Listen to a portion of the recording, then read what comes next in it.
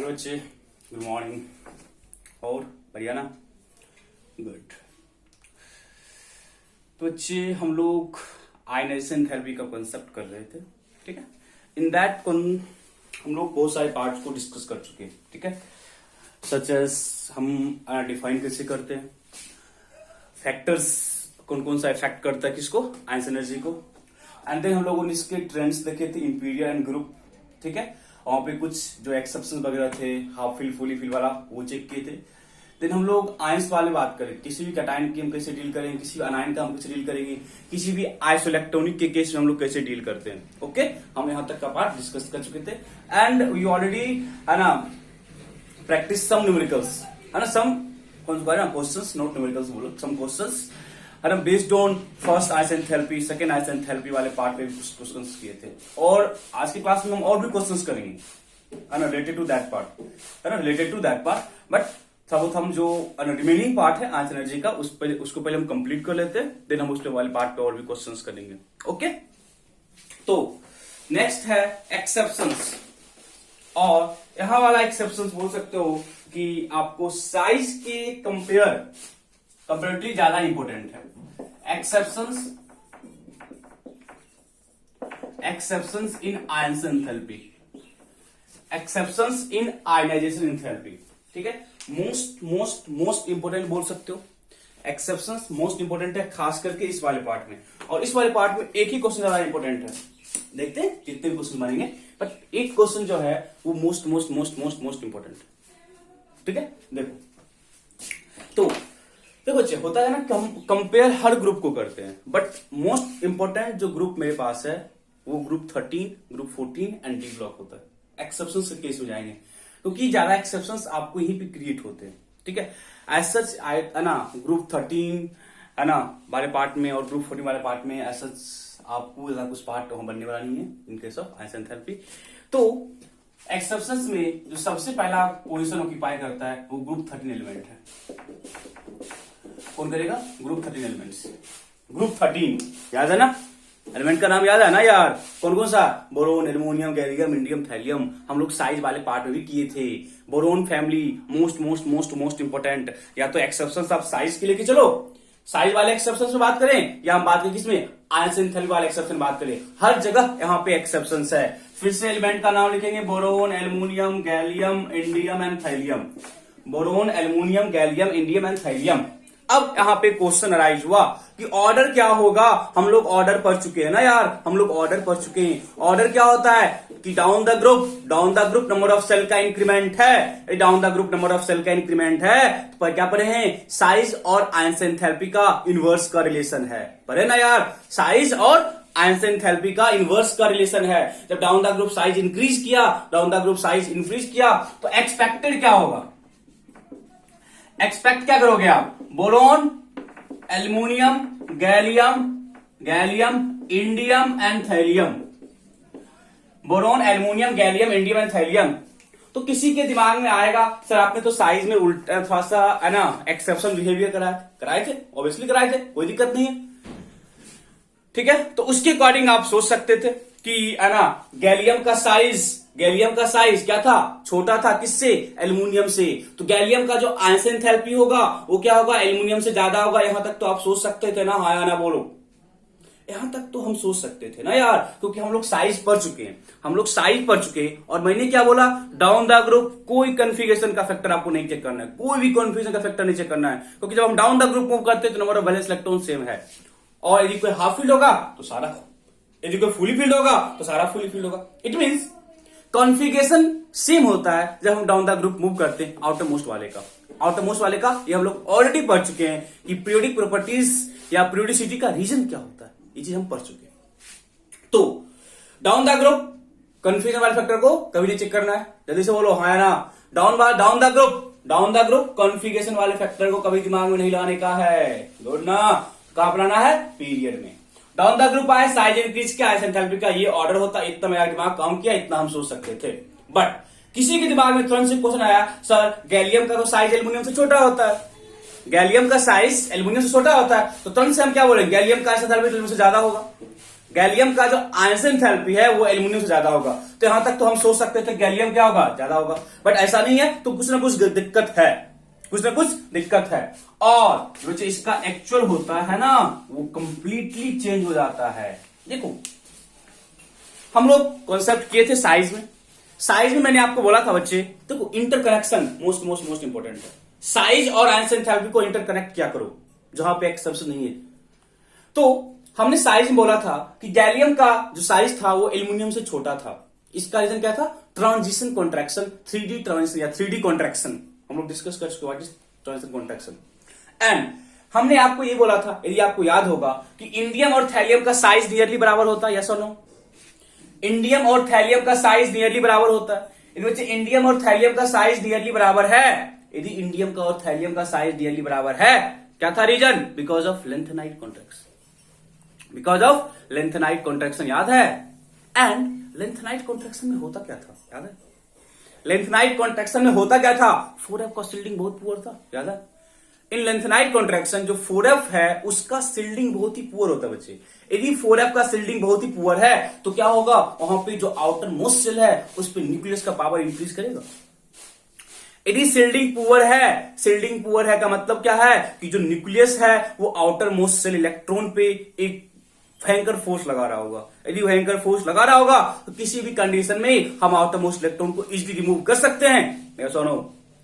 हम outer most से electron को इजिली बाहर नहीं निकाल सकते बच्चे। यदि हम इजिली बाहर नहीं निकाल सकते हैं तो क्या बोलेंगे, इन दैट केस जो आयंस एनर्जी है वो इंक्रीज कर जाता है। तो एक्चुअल ऑर्डर हम लिखने जा रहे हैं, थोड़ा सा धैर्य बना के रखना। बोरोन के बाद थैलियम आता है, बोरोन के बाद क्या आता है, thallium, then gallium, then aluminium, then indium. This is the actual region of ionization enthalpy. This is the actual order of ionization enthalpy. तो फर्स्ट क्वेश्चन जो यहां से फ्रेम किया जाता है वो कि what is the ionization energy order of group 13 element, जो कि क्वेश्चन बोल सकते हो ना रिपीट करता ही है एग्जाम में, खास करके जेईई मेंस और नीट वाले एग्जाम में तो रिपीट करना ही करना है। और आईमेंस जो एडवांस वाले एग्जाम है उसमें भी इस क्वेश्चंस के आने की जो होती ना फ्रीक्वेंसी वो बहुत ज्यादा है। ठीक है, तो ये तो हो गया। बट यदि बोर्ड में क्वेश्चन फ्रेम करेगा, बोर्ड में क्वेश्चन फ्रेम करता है बच्चे, why gallium having, why ionization energy of gallium is more than ionization energy of aluminium. First question ये बना। Second question, why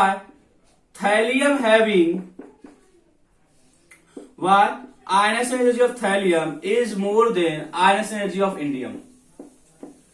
ये दो क्वेश्चन बोर्ड में फ्रेम कर सकता है। या तो ऑर्डर पूछेगा, ऑर्डर में दिक्कत नहीं हो चाहिए, रीजन। अब यदि हम इस रीजन को एक्सप्लेन कर लिए तो मेरा जो ऑर्डर है ये आया है वो भी रीजन मेरा की एक्सप्लेन हो जाएगा अपने आप। देख गैलियम एंड एल्यूमिनियम वाले पार्ट में आप क्या एक्सप्लेन करोगे, in case of gallium there is transition contraction, हम लिखाएंगे नहीं।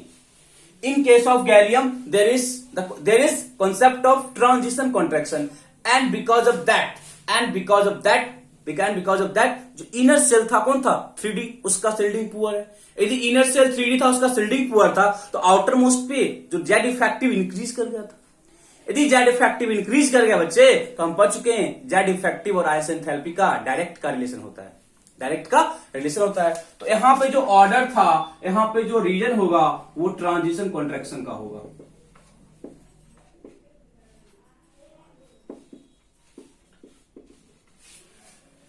किसका होगा रीजन, ट्रांजिशन कॉन्ट्रैक्शन का। एंड इसमें जो बच्चे रीजन होगा वो होगा लेंथनाइट कॉन्ट्रैक्शन का। यहां जो होगा रीजन वो क्या होगा, लेंथनाइट कॉन्ट्रैक्शन का। इसका होगा लेंथनाइट कॉन्ट्रैक्शन का। क्या बोलेंगे, in case of thallium there is lanthanide contraction. And what is lanthanide contraction, पढ़ चुके। 4f इनर सेल होता है और जो इनर सेल इलेक्ट्रॉन आता है 4f का सिल्डिंग पुअर होता है। यदि 4f का सिल्डिंग पुअर है तो जेड इफेक्टिव ज्यादा हो जाएगा। यदि जेड इफेक्टिव ज्यादा हो गया तो इलेक्ट्रॉन का रिमूवल क्या होगा, डिफिकल्ट होगा। यदि इलेक्ट्रॉन का रिमूवल डिफिकल्ट है तो आयंस एनर्जी ज्यादा हो जाएगा।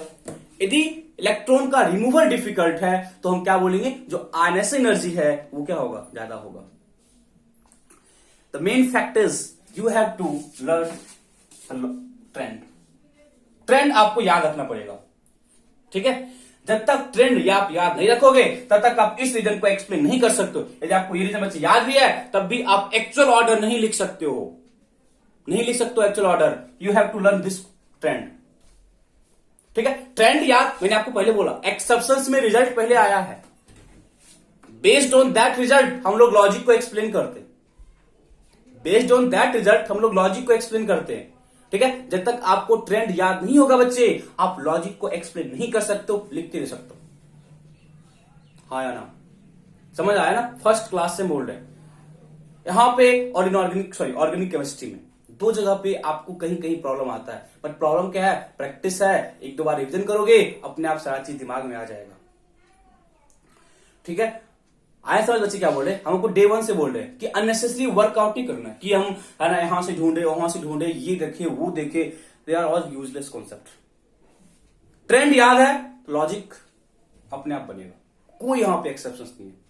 ट्रेंड यदि याद है क्यों वो एक्सेप्शनल है तो हम उसके एग्जाम रीजन में घुसना नहीं है, बिकॉज मेरे को और भी अदर सब्जेक्ट्स करने, ठीक। ये तो इनऑर्गेनिक है, फिजिकल भी करना, ऑर्गेनिक भी करना, तुम ट्राई टू अंडरस्टैंड जो मैं बोल रहा हूं, ठीक है। बोरोन, थैलियम, गैलियम, इंडियम और एल्युमिनियम और इंडियम, ये एक्चुअल ऑर्डर है। रीजन दो क्वेश्चन पूछेगा, गैलियम का ज्यादा क्यों है इंडियम से, ठीक है।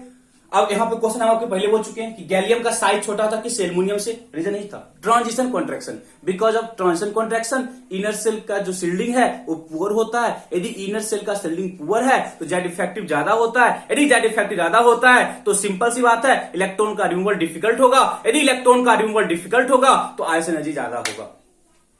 पॉइंट्स को अपने लैंग्वेज में लिखना जरूरी है, अपने लैंग्वेज यूज करो बच्चे, मोर इफिशियंट है। आपने लेक्चर पे नोट करो जो मैंने फैक्ट्स बोले, इसको अपने लैंग्वेज में ट्राई करो लिखने का, तब जाके आपको लॉजिक क्लियर होगा। अदरवाइज करा दिए कोई मतलब नहीं है, हम लिखा दिए आप नहीं पढ़ोगे भूलोगे। अपनी लैंग्वेज में लिखो। आप ये देखना एक अलग सिग्निफिकेंट, इसका अलग एक सिग्निफिकेंट है। मैंने लिखा दिया, लिखा हुआ है, कुछ फर्क नहीं पड़ेगा। यदि आपने लिखा अपने लैंग्वेज में लिखा, ज्यादा इंपैक्ट आता है, इसका ज्यादा इंपैक्ट होता है। गुड। फिर यहां पे क्या बोले? थैलियम और इंडियम में क्या बोलेंगे? In case of thallium there is concept of lanthanide, there is lanthanide contraction. क्या था लेंथेनाइट कॉन्ट्रैक्शन बच्चे? थैलियम के केस में जो इनर सेल है वो 4f होता है। यदि इनर सेल 4f है तो उसका शिल्डिंग पुअर होगा। यदि इनर सेल का शिल्डिंग पुअर है तो जेड इफेक्टिव ज्यादा होगा। जेड इफेक्टिव ज्यादा होगा तो इलेक्ट्रॉन का रिमूवल डिफिकल्ट होगा। यदि इलेक्ट्रॉन का रिमूवल डिफिकल्ट है तो आयनिक एनर्जी ज्यादा होगा। हाँ या ना बोल? कंप्लीट है ना बच्चे? तो ऑर्डर मोस्ट इंपोर्टेंट क्या है? ऑर्डर। स्टार मार्क रहेगा ऑर्डर में, एंड आफ्टर देन ऑर्डर दो क्वेश्चंस यहां से बनेंगे एंड दोनों क्वेश्चंस आपको क्लियर है ना? यस और नो? अपने लैंग्वेज में लिख लियो ना, जल्दी से बोलो, अपना लैंग्वेज लिख लियो ना। तो ये मेरा था फर्स्ट ग्रुप 13। एंड बच्चे आपको मैंने बोला था कि transition contraction is observe only in case of gallium, yes और नो बोल? Transition contraction observe only in case of gallium after D block. D block में ट्रांजिशन कॉन्सेप्ट का हम ट्रांजिशन कॉन्ट्रैक्शन का कॉन्सेप्ट यूज करते हैं। And after D block there is only one group जहां पे हम लोग ट्रांजिशन कॉन्ट्रैक्शन यूज करते हैं, दैट इज ग्रुप 13। ग्रुप 13 में गैलियम, ग्रुप 13 में गैलियम। मैंने आपको इस चीज को पिछले क्लास में एक्सप्लेन कर चुका हूं। देखो group 14 carbon, silicon, germanium, tin and lead. Elements का नाम with their atomic number, elements का नाम with their atomic number and learning trick हम लोग ऑलरेडी डिस्कस कर चुके हैं। एलिमेंट 6, 14, फिर 18, 32, फिर 18, 40, 50 होगा ना यार? 50 होगा ना? देन 32 क्या हो जाएगा? 82। ये एलिमेंट का एटॉमिक नंबर है, क्लियर है ना? एंड जो एक्सपेक्टेड होगा carbon, silicon, germanium, tin and lead. Actual आप लोग खुद भी लिख सकते हो बच्चे, एक्चुअल आप लोग खुद भी लिख सकते हो यहां पे बिना किसी डाउट के। एक्चुअल आप खुद भी लिख सकते हो बिना किसी डाउट के, लिख सकते हो। अरे यार हाँ या ना बोल? सिंपल सा है। यहाँ पे हम जर्मेनियम में ट्रांजिशन कॉन्ट्रैक्शन ऑब्जर्व करने वाले हैं नहीं ना। ट्रांजिशन के केस में lanthanide in case of germanium हम ट्रांजिशन कॉन्ट्रैक्शन ऑब्जर्व करेंगे नहीं करेंगे, सिर्फ और सिर्फ गैलियम में करते, लिख के ले ले, सिर्फ और सिर्फ गैलियम में करते हैं। एंड यहां बच्चे इन दो के केस में लेंथेनाइड कॉन्ट्रैक्शन तो आना ही है, यहां पे लेंथेनाइड तो आना ही है ना बच्चे, लेंथेनाइड कॉन्ट्रैक्शन आना ही है ना, क्योंकि लेंथेनाइड कॉन्ट्रैक्शन लेड में क्या है 82 है। 82 का मतलब क्या है 58 से 71 तक तो ऑलरेडी आ चुका होगा। यदि 82 है इसका मतलब क्या है आपको यहाँ पे 58 से 71 तक तो ऑलरेडी आ चुका होगा। यदि 58 71 तक ऑलरेडी आ चुका होगा वहां पे 4F आ चुका होगा। यदि 4F आ चुका है तो उसका शिल्डिंग पोर हो चुका होगा। यदि उसका शिल्डिंग पोर हो चुका है तो जेड इफेक्टिव ज्यादा हो चुका होगा। यदि जेड इफेक्टिव ज्यादा हो चुका है तो इलेक्ट्रॉन का रिमूवल डिफिकल्ट हो चुका होगा। यदि इलेक्ट्रॉन का रिमूवल डिफिकल्ट हो चुका है तो आयनस एनर्जी बढ़ चुका होगा। क्लियर है ना? फिर से सुनो 58 71 4F shielding poor, Z effective ज्यादा, जेड इफेक्टिव ज्यादा इलेक्ट्रॉन का रिमूवल डिफिकल्ट। यदि इलेक्ट्रॉन का रिमूवल डिफिकल्ट तो आयनस एनर्जी ज्यादा। तो actual order is carbon silicon germanium, lead का ज्यादा हो जाता है टिन से। लेड का ऐसा नहीं है कि एकदम सेकेंड पोजीशन पे आ जाएगा, क्योंकि बच्चे लेड 13 ग्रुप में है। ठीक है, लेड कहां पे 13 ग्रुप में, और जो वो था लेड कहां पे 14 वाले पार्ट में, और मेरा जो थैलियम था वो 13th में था। 13th क्या है ना, 13th डायरेक्टली डी ब्लॉक के बाद आता है, तो वहां पे ना पता है अनएक्सपेक्टेड बिहेवियर हो जाता है। देखो आप ना इतना ज्यादा आपको हाइपर होने की जरूरत नहीं है, इतना ज्यादा आपको हाइपर होने की जरूरत नहीं है।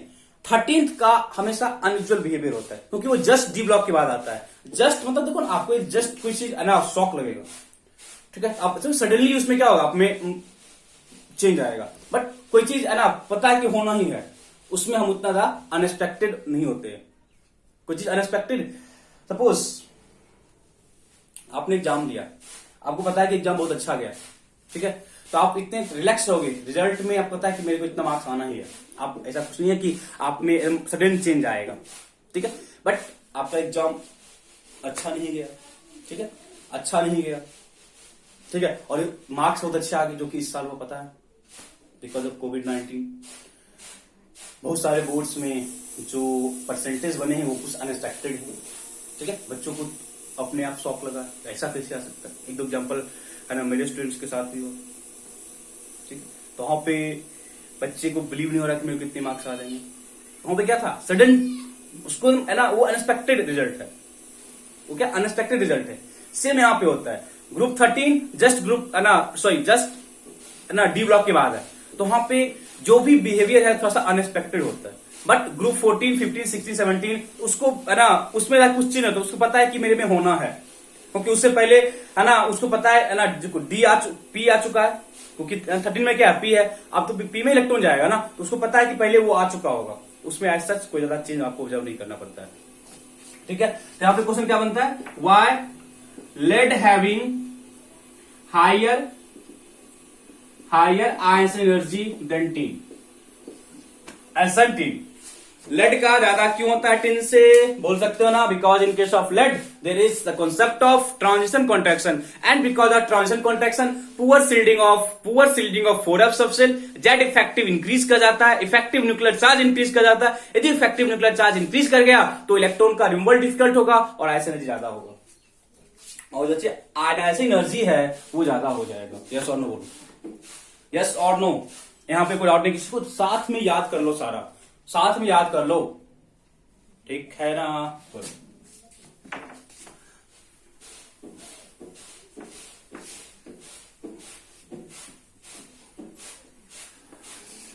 ओके, नेक्स्ट है डी ब्लॉक। डी ब्लॉक तो अपने एक्सेप्शन के लिए जाना जाता है, मैंने आपको पहले बोल चुका हूं। डी में इलेक्ट्रॉन डी में आता है, पेनल्टीमेट सेल में आता है, और ऑटोमोस क्या होता है, ऐसा होता है, पता है ना।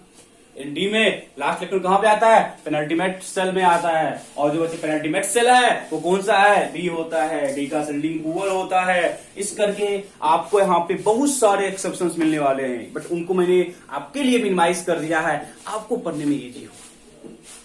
ठीक है ना, क्लियर है ना बच्चे, गुड। तो डी ब्लॉक में एलिमेंट्स को हम लोग ऑलरेडी लर्न कर चुके हैं, यहां तक तो दिक्कत नहीं किसी को। इन डी ब्लॉक जो भी एलिमेंट्स हैं उसको बच्चे हम लोगों ने ऑलरेडी कर लिया है। एलिमेंट्स का जो भी है ना बिहेवियर है, कैसे हम उसको एग्जामिन करते हैं, ये सारे कॉन्सेप्ट हम लोग ऑलरेडी कर चुके हैं, ठीक है। तो हम एक देखिए बच्चे, हम लोग जब डी ब्लॉक पढ़े थे ना, तो वहां पे ग्रुप 3 था एंड ग्रुप 4 से लेके 12 तक था। ग्रुप 3 में स्कैंडियम था, यटेरियम था, लेंथेनम था, एक्टिनम था, ठीक है। ग्रुप 3 में क्या था, लेंथेनम, एक्टिनम, ठीक है। और मैंने आपको बोला था कि ग्रुप 3 का बिहेवियर डिफरेंट होता है कंप्लीटली किससे, ग्रुप 4 और 12 से, याद है ना। ग्रुप 3 का जो बिहेवियर है वो कंप्लीटली डिफरेंट होता है ग्रुप 4 टू 12 से, याद है ना बच्चे। एंड मैंने आपको बोला भी था वहां पे कि मैंने आपको ये भी बोला था कि जब कभी भी हम लोग साइज के कॉन्सेप्ट्स के लिए गए थे, तो साइज के कॉन्सेप्ट्स में ग्रुप 3 में मेरे पास कहीं भी एक्सेप्शनल बिहेवियर नहीं था, याद है ना। ग्रुप 3 में मेरे पास कहीं भी एक्सेप्शनल बिहेवियर नहीं था, हाँ या ना बोल। ग्रुप 3 में एक्सेप्शनल बिहेवियर नहीं था, बट 4 से लेकर 12 तक में एक्सेप्शनल बिहेवियर था, जहां पे मैंने आपको लेंथेनाइड कॉन्ट्रैक्शन के कॉन्सेप्ट को इंट्रोड्यूस करवाया था, हाँ ना बोल। जिर्कोनियम और हॉफनम का साइज बराबर था, नियरली, पता है ना। इट मीन्स 4 से 12 तक का जो आयनस एनर्जी का बिहेवियर होगा वो सेम होगा, और ग्रुप 3 में जो आयनस एनर्जी का बिहेवियर होगा वो सेम होगा, हाँ ना बोल। ग्रुप 3 के लिए जो आयनस एनर्जी का बिहेवियर होगा वो कंप्लीटली डिफरेंट होगा from group 4 to 12, from group 4 to 12, yes और नो। 3 का बिहेवियर कंप्लीटली चेंज होगा। आपको साइज वाले कॉन्सेप्ट पते हैं ना, तो हम बताते हैं। ग्रुप 3 में जो आयनस एनर्जी का ऑर्डर है, बिना किसी exceptions down the group size increase करता है। यदि down the group size increase करता है तो जो आयनस एनर्जी है वो डेफिनेटली डिक्रीज कर रहा होगा, हाँ ना बोल। Down the group in group 3 down the group size का चेंज इंक्रीज करता है, down the group size increase करता है। इन ग्रुप 3 क्या बोलेंगे, साइज इंक्रीज कर रहा है। साइज इंक्रीज कर रहा है बिना किसी एक्सेप्शंस के, साइज इंक्रीज कर रहा है, और ग्रुप में जब भी किसी बिना एक्सेप्शंस के साइज इंक्रीज कर रहा है तो आंख मूंद के हम क्या बोलेंगे, ग्रुप 3 के लिए जो आयनस एनर्जी का ऑर्डर होगा वो 3D 4D 5D। फिर से कच्चा खा गए, 3D 4D 5D का क्या मतलब है? अरे यार 3D का मतलब है स्कैंडियम वाला group, 3D transition series, 4D transition series, 5D transition series and 6D transition series, yes और नो। 3D का मतलब क्या है? 3D का मतलब क्या है? जहां पे लास्ट इलेक्ट्रॉन 3D में आता है, that is scandium titanium vanadium वाला पार्ट। 4D का मतलब टेरियम वाला group, complete group, sorry group lanthanum, ये हम इस ग्रुप की बात कर रहे हैं। इट मीन्स यदि हम बोलेंगे तो स्कैंडियम ज्यादा होगा किससे, यटेरियम से, then lanthanum, then actinium, lanthanum and actinium. ये क्वेश्चन फ्रेम हो जाता है, ये क्वेश्चन फ्रेम हो जाते हैं, यस और नो। डाउट है किसी को इस वाले पार्ट में? किसी को डाउट है? कोरिलेट करो, साइज को हम कोरिलेट कर रहे हैं किससे, आयनस एनर्जी से। साइज को क्या कर रहे हैं, कोरिलेट कर रहे हैं किससे, आयनाइजेशन एनर्जी से। किससे कर रहे हैं, आयनाइजेशन एनर्जी से, हाँ या ना बोल। किसी को डाउट तो नहीं है ना, गुड। एंड ग्रुप 4 से लेकर 12 तक का हम बिहेवियर चेक करते हैं। ग्रुप 4 से लेकर 12 तक का बिहेवियर हम चेक करते हैं, तो एक्सपेक्टेड क्या होगा, एक्सपेक्टेड क्या करोगे, यही करोगे ना, 3D 4D 5D। बच्चे एक्सपेक्टेड तो ही करोगे, क्योंकि हमको पता है कि down the group size increase करता है। बच्चे down the group size increase करता है, down the group size increase करता है तो आंसर एनर्जी डिक्रीज करेगा। आंसर एनर्जी डिक्रीज करेगा तो ऑर्डर मेरे पास एक्सपेक्टेड ऑर्डर ये होना चाहिए था, बट हम लोगों ने फिर से लेंथेनाइड वाले पार्ट को क्या किया, नेग्लेक्ट किया, जो कि गलत कॉन्सेप्ट है। लेंथेनाइड हर जगह आके अपना अपना इफेक्ट शो करेगा। तो जो एक्चुअल ऑर्डर है, दे आर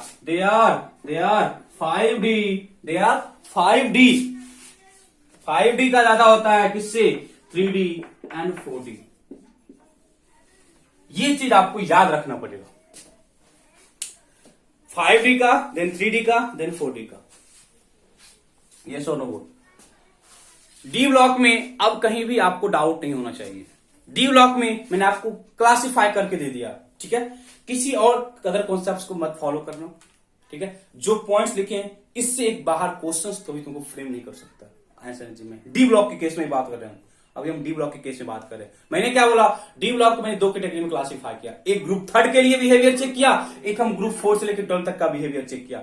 ग्रुप थर्ड में कोई भी एक्सेप्शन नहीं था, ग्रुप थर्ड में कोई भी एक्सेप्शन नहीं था। इसके पीछे का रीजन क्या था कि बच्चे ग्रुप थर्ड में down the group size increase करता है बिना किसी दिक्कत के। जब down the group size increase करता है बिना किसी दिक्कत के तो हम क्या बोलेंगे, आयनस एनर्जी भी डिक्रीज कर जाएगा बिना किसी दिक्कत के।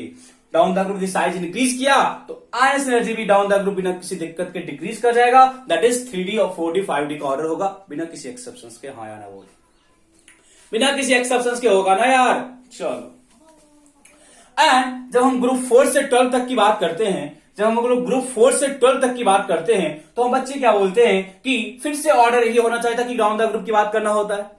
डाउन द ग्रुप पे हम लोग क्या बोलते हैं, साइज इंक्रीज करता है तो आंसर डिक्रीज करेगा। बट फिर से कॉन्सेप्ट क्या बोलेंगे, हमने ग्रुप 4 से 12 तक में लेंथेनाइट कॉन्ट्रैक्शन का कॉन्सेप्ट लाया था इन साइज, याद है। ग्रुप 4 से लेकर 12 तक हम लोगों ने लेंथेनाइट कॉन्ट्रैक्शन के कॉन्सेप्ट को इंट्रोड्यूस कराया था। हाँ या ना बोल। यदि बच्चे हम लोगों ने लेंथेनाइट कॉन्ट्रैक्शन का कॉन्सेप्ट इंट्रोड्यूस कराया था तो लेंथेनाइट क्या बोलता है, लेंथेनाइट क्या बोलता है, लेंथेनाइट क्या बोलता है, याद है ना यार। तो यहां पे जो एक्चुअल ऑर्डर है 4 5 3, यह तो याद रखना इजी है। 5 3 4 मतलब 5D 3D and 4D। Practice करोगे डेफिनेटली याद होगा। लॉजिक में नहीं घुसना है। लॉजिक हम इतना बोलेंगे कि 5D का जो एक्सेप्शनल बिहेवियर है it is due two of lanthanide contraction. 5D का जो है इतना ही बोलेंगे, ड्यू टू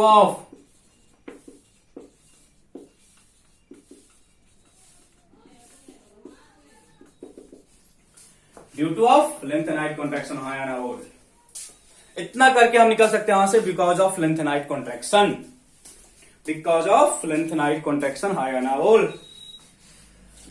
तो मेरे पास ये एक्सेप्शंस थे, इसके बियॉन्ड आपको एक्सेप्शंस नहीं सोचना है। जो हम पहले एक्सेप्शंस कर चुके हैं इन पीरियड, और जो यहां जो एक्सेप्शंस है this is more efficient, sufficient, ठीक है। चलो एक क्वेश्चन बोलता है आपको, जिंक कैडमियम और Hg को अरेंज करो in their ionisation energy order. Arrange zinc cadmium and mercury in their ionisation energy order. Zinc cadmium and mercury in their ionisation energy order. तो दिक्कत, बिना किसी दिक्कत के आपको करना है। First of all you have to identify कि ये किस ग्रुप में लाई करता है। First of all you have to identify the कि ये कहां पे लाई करता है। बच्चे ये कहां पे लाई करता है पता है ना, ग्रुप 12 में लाई करता है। बच्चे ग्रुप 12 में लाई करता है। ग्रुप 12 में क्या था, ये 3D है और ये 4D है और ये 5D है। यस और नो बोल। 3D 4D 5D। तो जो मेरा आयनस एनर्जी का ऑर्डर है क्या था, 5D 3D and then 4D। That is mercury, zinc and cadmium. Mercury, zinc and cadmium. हाँ या ना बोल। सिर्फ बहुत इजी है, बस ग्रुप पहचान लो। ग्रुप पहचान लो, क्वेश्चन सॉल्व हो जाएगा। ग्रुप पहचान लो, क्वेश्चन सॉल्व हो जाएगा। देखो इसे क्वेश्चन फ्रेम है ना, फ्रेक्वेंटली फ्रेम करेगा। कॉपर AgAu में आयनस का ऑर्डर क्या है। कॉपर Ag एंड Au में जो आयनस एनर्जी है उसका ऑर्डर मेरे को फाइंड करना है। तो अगेन मैं क्या बोलूंगा, 3D 4D and 5D। Again the reason is, again the order is 5D then 3D and then 4D. Okay na? Good. Then gold, copper and silver. आया ना बोल। लॉजिक्स को समझ, दिक्कत नहीं है, एक बार करना है। साथ में क्लास में लर्न करो सारा। क्लास में लर्न कर लिए ना, ग्रुप थर्ड में 3 4 5 एंड 4 से लेके 12 तक में, 4 से लेके 12 तक में ऑर्डर क्या था, 5 3 4 5 3 4। याद हो गया ना। Again boron family, boron, gallium, then boron, thallium, gallium, aluminium and indium. Class में याद कर लो। ग्रुप 14 लास्ट में एक्सेप्शन था, लेड पहले आ गया, टीन बाद में गया। लेड पहले आ गया, टीन बाद में गया। Nothing more than this. Class में याद करना है सारा, क्लास में याद कर लो, प्रैक्टिस क्लास में ही करना है, जो मेरा क्लास का टाइमिंग है इसी में सारा याद करना है। एंड हम लोग पहले भी एक्सरसाइज बात कर चुके, आयरन एनर्जी ना बच्चे, आपको भैया बोल सकते ना कि जो क्वेश्चन है वो एटॉमिक साइज से आएगा या आयरन एनर्जी से आएगा। आगे का जो पार्ट है इलेक्ट्रॉन गेन एंथैल्पी और electronegativity, they are not such important. ठीक है, तो हो गया ना, ये दो क्वेश्चंस आपको मोस्ट इंपॉर्टेंट, चाहे बोर्ड की बात करें या किसी भी एग्जाम की बात करें, आपको ये दो क्वेश्चंस एक कंट्रोल है। अब हम कुछ और आपको कराते हैं, डी ब्लॉक में ही है। ठीक है, डी ब्लॉक में ही है। ठीक है, देखो बच्चे, डी ब्लॉक में मैंने आपको कहा था ना ग्रुप 10, ग्रुप 11, ग्रुप 12 एंड मेरे पास यहां पे ग्रुप 13 था। ग्रुप 13 कहां पे था? बी ब्लॉक में। ग्रुप 13 कहां पे आया था? बी ब्लॉक में। कहां पे आता है? डी ब्लॉक में। ठीक है, ठीक है। ग्रुप 10 का एलिमेंट कौन कौन सा है? ग्रुप 10 निकल, platinum and platinum, copper, Ag and Au, got it ना। यहां पे zinc, cadmium and Hg, got it ना। यहां पे क्या था? बोरोन, एल्यूमिनियम, इसके सामने आता है गैलियम, यहां पे क्या आता है? इंडियम, यहां पे क्या आता है? थैलियम। आया ना बोल, ये मेरा कहां पे है? ग्रुप 13 में। जल्दी से बोल, यही है ना बच्चे। इसमें थोड़ा सा हम चेक करते, अच्छे क्वेश्चन से बन जाते। ठीक है, हमने बोला था आपको बच्चे ग्रुप 3 और ग्रुप 4 याद रखना है एंड 10, 11, 12 याद रखना है ना। बोले था ना, इतना तो करना पड़ेगा ना यार। यदि बोले थे तो कुछ सोच के बोले होंगे ना, कुछ सोच के ही बोले होंगे ना यार। चल, फर्स्ट क्वेश्चन हम आपसे पूछ रहे हैं, out of platinum and mercury, sorry silver, which has higher ion enthalpy, which are out of platinum and mercury which has higher ionization energy। जल्दी से बोलो, out of platinum and mercury ज्यादा किसका, sorry out of platinum and silver which one having higher ionization energy, then तुरंत से दिमाग में आएगा बच्चे पीरियड का कॉन्सेप्ट है ना। कॉन्सेप्ट किसका है? पीरियड का। एंड पीरियड में कॉन्फिगरेशन का एक सिग्निफिकेंट होता है, एक सिग्निफिकेंट है कॉन्फिगरेशन का, उसको आपको माइंड में लेके चलना होगा, उसको माइंड में लेके चलना होगा। एंड मैंने आपको बताया था बच्चे, प्लैटिनम और सिल्वर में एक्सेप्शनल बिहेवियर है, आपको पता होगा। इसमें क्या होता है? इसमें क्या होता है बच्चे? इसमें होता है 4d10 and 5s0, most important configuration है प्लैटिनम। मैंने आपको बोला था कि बहुत टाइम्स 28, 46 एंड 79 बहुत बार आया हुआ, 78 होगा, बहुत बार आया हुआ क्वेश्चन प्लैटिनम वाला। ठीक है, और इसका क्या हो जाएगा? 4d10 5s1, 4d10 5s1। अब तो खुद बता सकते हो तुम, इलेक्ट्रॉन निकालना कहां से डिफिकल्ट होगा। अब तो तुम खुद बता सकते हो इलेक्ट्रॉन निकालना कहां से डिफिकल्ट होगा। एक मेरे पास प्लैटिनम है, एक मेरे पास मरकरी, सॉरी सिल्वर है, इलेक्ट्रॉन निकालना कहां से डिफिकल्ट होगा? इलेक्ट्रॉन निकालना कहां से डिफिकल्ट होगा? प्लैटिनम या सिल्वर? प्लैटिनम और सिल्वर, इलेक्ट्रॉन डिफिकल्ट कहां है निकालना? अरे यार, प्लैटिनम की ही बात करेंगे ना। 4d10 है, फुल्ली फिल्ड है, 5s1 है, हाफ फिल नहीं है, या 4d10 इनर सेल है, 5s1 आउटर सेल है। लॉस कहां से डिफिकल्ट होता है? जिसका साइज छोटा होता है। 4d10 अंदर है, 5s1 बाहर है। क्लियर है ना? Platinum and silver, platinum and silver जो क्वेश्चन करा रहे हैं बच्चे, इंपॉर्टेंट है, 5 स्टार टॉपिक है, मोस्ट इंपॉर्टेंट। चलो, ये क्लियर हो गया। अब मैं आपको दे रहा हूं, आपको खुद करना है। फर्स्ट क्वेश्चन मैंने आपको दिया जिंक एंड गैलियम में कंपेयर करने। Second question cadmium and indium में कंपेयर करने। थर्ड क्वेश्चन मरकरी और थैलियम में कंपेयर करने के लिए।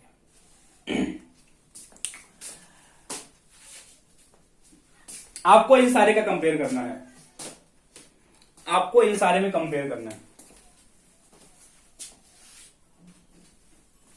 जल्दी से बोलो हाँ या ना, अच्छी बता सकते हैं ना, हाँ या ना बोलो।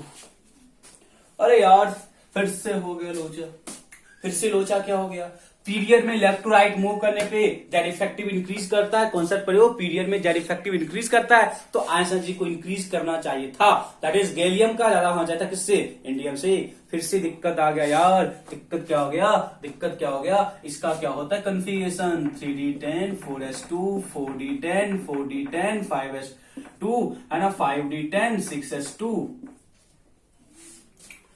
तो इन सारे का कंप्लीटली फील्ड कॉन्फ़िगरेशन है, इन सारों का कंप्लीटली फील्ड कॉन्फ़िगरेशन है।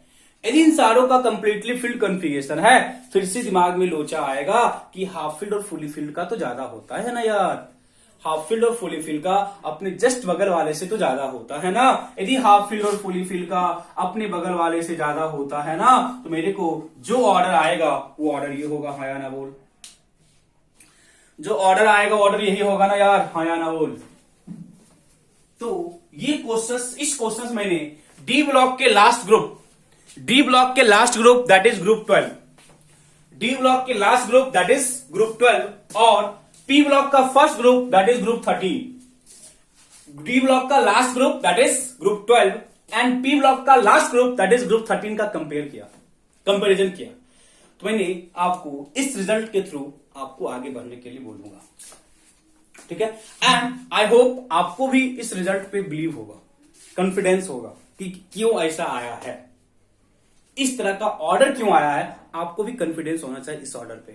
ऐसा नहीं कि हम पता ही नहीं क्यों है, ठीक है? तब तो पीछे कुछ नहीं पढ़े हो।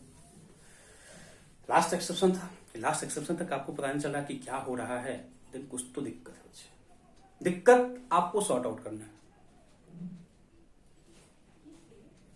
चले आगे। तो अप टू दिस पार्ट हम लोग जितने टाइप्स के क्वेश्चंस बन सकते थे आयंस एनर्जी के नॉर्मल ऑर्डर से, वो सारे हम लोगों ने कर लिया, वो सारे हम लोगों ने कर लिया है। अब हम मूव करेंगे towards next part that is applications of ions energy, and इसका भी एक अपना अलग सिग्निफिकेंट है, इसका भी एक अपना अलग सिग्निफिकेंट है, अलग वैल्यू इसका है। कैसे देखते हैं? एप्लीकेशन,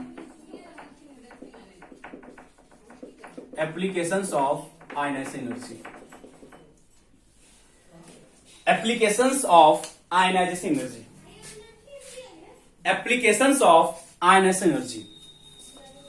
तो सबसे पहला एक्सेप्शन, सॉरी सबसे पहला जो इसका एप्लीकेशंस है, हम इसको एप्लीकेशंस में कराते हैं, बट कहीं कहीं आपको उसी में करा देगा, but they are not according to me. हम इसको एप्लीकेशंस में कराते हैं क्योंकि इसका एप्लीकेशंस हम उसकी, तो एप्लीकेशंस क्या होता है कि आयंस एनर्जी के कॉन्सेप्ट्स को यूज करके आप क्या क्या और ड्राइव कर सकते हो, उसी को बोलते हैं एप्लीकेशन ना। तो फर्स्ट एप्लीकेशन लिखना, ठीक है? फर्स्ट जो एप्लीकेशंस है लिखो, from the value of, from the value of successive ions enthalpy, from the value of successive ions enthalpy, मैंने बात किया है what is successive ions enthalpy, ions enthalpy 1 2 3 4 5 6 7 8 9 पढ़ चुके ना? गुड। तो लिखो from the value of, from the value of second, sorry, from the value of successive ions enthalpy, from the value of successive ions enthalpy, we can find out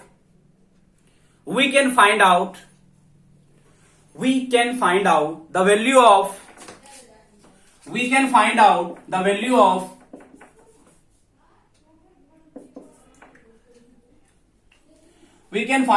the value of valence electron first, second group number of that element जिसका कि मेरे को success ions enthalpy दिया होगा, third उसका stable oxidation state, उसका stable oxidation state, ये तीन मेजर है। बाकी इस पे तो और भी ड्राइव कर सकते हैं, इस पे और भी हम ड्राइव कर सकते हैं, बट ये तीन मेन है, ठीक है? ग्रुप नंबर उस एलिमेंट का क्या होगा, उसका स्टेबल ऑक्सीडेशन स्टेट क्या है, और का वैलेंसी क्या है। बच्चे वैलेंसी पता होगा ना तो हम पता कर सकते हो कौन सा कंपाउंड फॉर्म करेगा, आयनिक फॉर्म करेगा, कोवलेंट फॉर्म करेगा। वैलेंस इलेक्ट्रॉन के अकॉर्डिंग पता कर सकते हैं आयनिक कंपाउंड फॉर्म करेगा कि कोवलेंट कंपाउंड फॉर्म करेगा, पता कर सकते हैं। ठीक है, तो ये 3 एप्लीकेशंस मेजर है।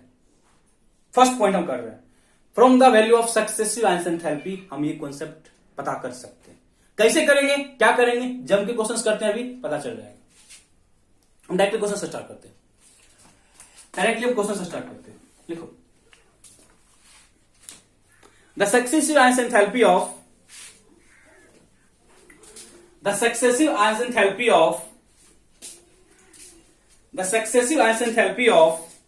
Magnesium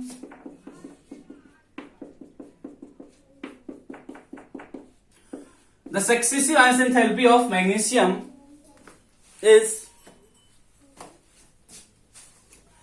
8 electron volt, 15 electron volt and 75 electron volt. 15 है successive ion enthalpy of magnesium is, देखो सक्सेसिव बोल दिया, 3 हटा दिया हुआ। सक्सेसिव बोल के आपको बोला 8, 15 और 75, तो आपके माइंड में आना चाहिए 8 फर्स्ट आयंस एंथैल्पी है, आगे सेकंड है, आगे थर्ड है, सेकंड है, थर्ड है। यस और नो, यहां तक क्लियर है ना। ये मेरा सक्सेसिव आयंस एंथैल्पी है, I1, I2 एंड I3। ठीक है, जल्दी से बोलो हाँ या ना। ठीक है, तो हमको पूछा what is its stable oxidation state? What is its stable oxidation state? Stable oxidation state, इसकी बात करना है कि स्टेबल स्टेट कौन सा है, इसका स्टेबल स्टेट कौन सा है। तो करते हैं पता। तो बच्चे देखो, जब कभी भी आपको इस तरह के वैल्यू दिए हो, जब कभी भी आपको इस तरह का वैल्यू दिया है, तो फर्स्ट ऑफ ऑल आपको ये चेक करना होगा ना बच्चे कि जो आयंस जी का ऑर्डर है, जो आयंस जी का वैल्यू दिया हुआ है वो रेगुलरली है, इंक्रीज कर रहा है, या कहीं पे एक ड्रास्टिक चेंज आ रहा है। सुनो मेरी बात क्या बोल रही हूं। जब कभी भी आपको सक्सेसिव आयंस एंथैल्पी का वैल्यू दिया हो, जब कभी भी आपको सक्सेसिव आयंस एंथैल्पी का वैल्यू दिया हो, तो आपको ये पता करना है ना बच्चे कि जो वैल्यू गिवन है वो एक रेगुलर ट्रेंड से इंक्रीज कर रहा है या कहीं पे एक सडन चेंज है, लार्ज गैप है आयंस एंथैल्पी के वैल्यू में। ये चीज चेक करना होता है हमेशा। तो हम बच्चे जब इस वैल्यू को चेक करने गए तो फर्स्ट 8 इलेक्ट्रॉन वोल्ट है, 15 इलेक्ट्रॉन वोल्ट है एंड 75 इलेक्ट्रॉन वोल्ट है। तो मेरे को लगा कि जो 15 से 75 है एक बिग गैप है यहां पे, 15 से 75 में एक लार्ज गैप है। यदि बच्चे 15 से 75 में एक लार्ज गैप है, इसका मतलब ये हुआ कि यहां पे जरूर कोई अनएक्सेप्शनल बिहेवियर हुआ होगा, अनयूजुअल बिहेवियर जरूर हुआ होगा। एंड इस अनयूजुअल बिहेवियर का मतलब ये होता है कि यहां पे डेफिनेटली एक सेल का चेंज आया होगा। सेल का चेंज आने का मतलब है ना बच्चे कि वहां पे आफ्टर जिसके बीच गैप है, मतलब सेकेंड से थर्ड के बीच गैप है, सेकेंड और थर्ड के बीच एक बिग गैप है, वो गैप ये रिप्रेजेंट करता है कि सेकेंड आयंस एंथैल्पी के बाद जब हम थर्ड आयंस एंथैल्पी के लिए गए तो वहां पे डेफिनेटली एक सेल का चेंज आया होगा, वहां पे डेफिनेटली एक सेल का चेंज आया होगा। सेल का चेंज मतलब क्या हुआ, 3 से 2 में आए होंगे, 4 से 3 में आए होंगे, 5 से 4 में आए होंगे, 2 से 1 में आए होंगे, या 2 से 1 में आए। क्या बोले फिर सुनना, जो वो गैप बता रहा है ना, वो गैप बच्चे ये बता रहा है कि जरूर वहां पे एक हम आंसर एनर्जी में जो गैप है वो ये रिप्रेजेंट कर रहा है ना बच्चे, वो ये रिप्रेजेंट कर रहा है ना कि जरूर वहां पे सेल का चेंज होगा। यदि वहां पे बच्चे सेल का चेंज होगा तो इसके लिए मेरे को आगे प्रोसीड करें, कैसे सेल का चेंज होगा हम वो चेक कर रहे हैं। हम लोग सक्सेसिव आयंस एंथैल्पी में ऑलरेडी बात कर चुके हैं, what is I11, what is I2, what is I3, ये हम पढ़ चुके हैं। चलो, यदि बच्चे मेरे को ये वैल्यू दिया हुआ है तो ये फर्स्ट आयंस एनर्जी है। फर्स्ट का क्या मतलब होता है, उसके ग्राउंड स्टेट इलेक्ट्रॉन को निकालना, ग्राउंड स्टेट इलेक्ट्रॉन को निकालना। I1 का मतलब क्या होता है, उसके +1 स्टेट इलेक्ट्रॉन को निकालना, एंड I3 का मतलब क्या होता है, उसके +2 स्टेट इलेक्ट्रॉन को निकालना। अब बच्चे कॉमन सेंस की बात है, +2 स्टेट से इलेक्ट्रॉन को निकालने के बाद जो मेरे को वैल्यू आ रहा है बहुत ज्यादा आ रहा है, मैंने बता चुका पहले। I1 का मतलब क्या होता है, 0 स्टेट वाले इलेक्ट्रॉन को निकाल, I1 0 वाले स्टेट से, मतलब कि उसका जो एक्चुअल बिहेवियर है उससे निकाल, एक्चुअल जो कॉन्फ्यूज है उससे निकालना है। I1 का मतलब क्या है, निकाल। I2 का मतलब क्या है, उसके +1 वाले स्टेट, मतलब कि वहां पे एक चार्ज क्रिएट हो चुका है, अब आप वहां से इलेक्ट्रॉन को निकाल रहे हैं। यस और नो बोल, क्लियर है ना। एंड I3 का मतलब क्या है, वहां से +2 स्टेट, उसके पास +2 चार्ज ऑलरेडी आ चुका था, एंड +2 से आप इलेक्ट्रॉन को निकाल रहे हो, तब वहां पे एक अनएक्सपेक्टेड बिहेवियर आ रहा है। +2 से जब आप इलेक्ट्रॉन निकाले ना, तब वहां पे अनएक्सपेक्टेड बिहेवियर है। इसका मतलब क्या है कि दूसरा इलेक्ट्रॉन हम निकाल चुके थे, 2 इलेक्ट्रॉन हम निकाल चुके हैं। 2 इलेक्ट्रॉन निकालने के बाद जब हम तीसरा इलेक्ट्रॉन निकालने के लिए गए ना, जब हम तीसरा इलेक्ट्रॉन निकालने के लिए गए तो वहां पे सेल का चेंज आया। 2 इलेक्ट्रॉन निकालने के बाद तीसरे इलेक्ट्रॉन के जब हम गए तो वहां पे सेल का चेंज आया। तो ये क्या चीज बता रहा है, ये बता रहा है कि 2 इलेक्ट्रॉन निकालने के बाद वहां पे एक सेल का चेंज आ गया होगा। 2 इलेक्ट्रॉन निकालने के बाद वहां पे एक सेल का चेंज आया होगा। और 2 इलेक्ट्रॉन निकालने के बाद सेल का चेंज कहां पे आता है, पता है? 2 इलेक्ट्रॉन निकालने के बाद सेल का चेंज कहां पे आता है? 2 इलेक्ट्रॉन निकालने के बाद सेल का चेंज कहां पे आता है? Group second. ग्रुप सेकंड का मतलब क्या है? आउटरमोस्ट में 2 इलेक्ट्रॉन, आउटरमोस्ट में 2 इलेक्ट्रॉन, इसका मतलब क्या, 2 निकाल चुके हो, तीसरे के लिए गए सेल का चेंज आ गया, तीसरे के लिए गए सेल का चेंज आ गया। समझने का मतलब, अब हम ये माने कि उसके आउटरमोस्ट में 2 इलेक्ट्रॉन था, यदि अच्छा आउटरमोस्ट में 2 इलेक्ट्रॉन था, क्या होगा, NS2 होगा, जो भी होगा 3s2 2s2 4s2 3s2। आपने एक निकाला, NS1 बना, एक इलेक्ट्रॉन निकाला, इसको हम क्या बोलते हैं, I1 बोल दिए।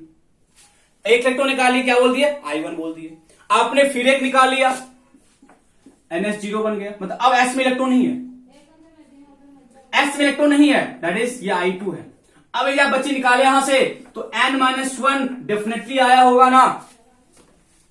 जब S में नहीं है, S में नहीं है, आपने फिर निकाला तो डेफिनेटली N-1 होगा। और N-1 का ये मतलब है कि वहां पे सेल का चेंज हो गया, सेल का चेंज हो गया। इट मींस I3 हमेशा आप कहां से निकाल रहे हो, एक नीचे वाले सेल से निकाल रहे हो, ठीक है। जल्दी से बोलो। इट मींस ये क्या बता रहा है, ये क्या बता रहा है, जो I3 है वो क्या बता रहा है, सेल का चेंज। क्या बता रहा है, सेल का चेंज बता रहा है। तो आप लिखो तो, लेकिन बच्चे पहले इस चीज को लिखो, फिर हम आपको लिखा रहे हैं, इस चीज को हमेशा इंप्लीमेंट करना। लिखो तो, इसको लिखो पहले, लिखो there is, since there is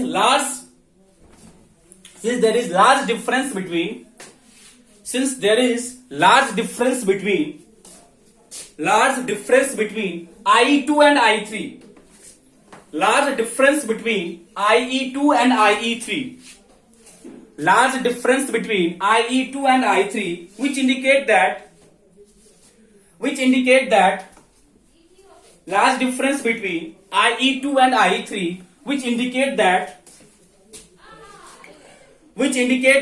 there should be a change of cell, which indicate that there should be a change of cell, which indicate that there should be a change of cell for removal of third electron.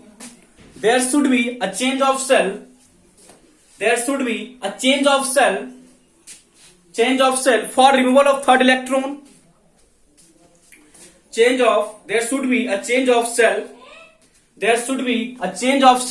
for removal of third electron. There should be a change of cell for removal of third electron. Hence element should have 2 electron.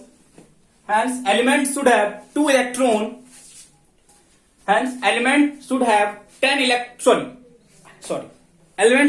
electron in it.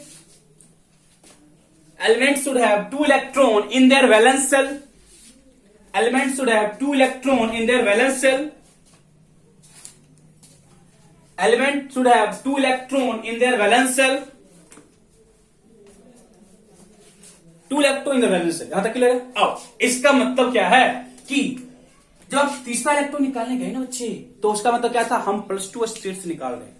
अब +2 state से आप electron निकालेंगे, वहां पे एक gap आ गया, तो इसका क्या मतलब है कि वो +2 जब वाला फॉर्म था बच्चे, वो अपना इलेक्ट्रॉन बाहर जाने के लिए नहीं दे रहा होगा। हम स्टेबल स्टेट की बात कर रहे हैं, हम अस्टेबल ऑक्सीडेशन स्टेट की बात कर रहे हैं। इसका ये मतलब हुआ ना कि जो उसका +2 स्टेट था, वहां से इलेक्ट्रॉन निकालने के बाद वहां से सेल का चेंज आया। इसका ये मतलब हुआ ना बच्चे कि +2 स्टेट्स इलेक्ट्रॉन कभी लॉस करना चाहेगा। यदि +2 स्टेट्स इलेक्ट्रॉन का लॉस करना नहीं चाह रहा है, इट मींस उसका जो स्टेबल स्टेट होगा वो कौन होगा, +2। That is it has 2 electron in the valence shell, that is its stable oxidation state, that is its stable oxidation state is +2, that is its stable oxidation state is +2, that is its stable oxidation state is +2। यहीं पे हम question add कर रहे हैं। Stable state या क्या पूछेगा, इसके पास वैलेंस इलेक्ट्रॉन कितना था, या क्या पूछेगा इसका ग्रुप नंबर कितना था। इतने क्वेश्चन आपको यहां से फ्रेम कर सकता है। अब आप सारा बता सकते हो। इसका जो बच्चे स्टेबल ऑक्सीजन स्टेट था वो कितना था, +2। इसका स्टेबल ऑक्सीजन स्टेट कितना था, +2। एंड इसका ग्रुप नंबर कितना था, ग्रुप नंबर कितना होगा, अरे आउटरमोस्ट में 2 इलेक्ट्रॉन है, कितना होगा, S होगा ना। S का क्या होता है ग्रुप नंबर 2, पर्टिकुलर ग्रुप निकालने के लिए ना। एंड वैलेंस इलेक्ट्रॉन कितना होगा, अगेन 2। वैलेंस इलेक्ट्रॉन अगेन कितना होगा, 2 होगा, हाँ या ना बोल। वैलेंस इलेक्ट्रॉन अगेन कितना होगा, 2 होगा, हाँ या ना बोल। दिक्कत है यहां तक, नहीं ना, दिक्कत है यहां तक, नहीं ना, बोलो। एक क्वेश्चन और देते हैं।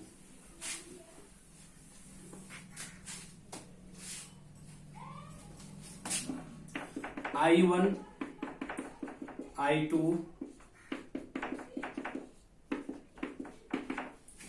I3 400 700 1600 400 electron volt, 700 electron volt और 1600 electron volt. Successive ions enthalpy of element लिखो। Successive ions enthalpy, successive ions enthalpy of an element is, successive ionization enthalpy, successive ionization enthalpy of an element is 400, 700 and 1600. Successive ionization enthalpy of an element is 400, 700 and 1600. 400, 700 and 600. Then what is its group number,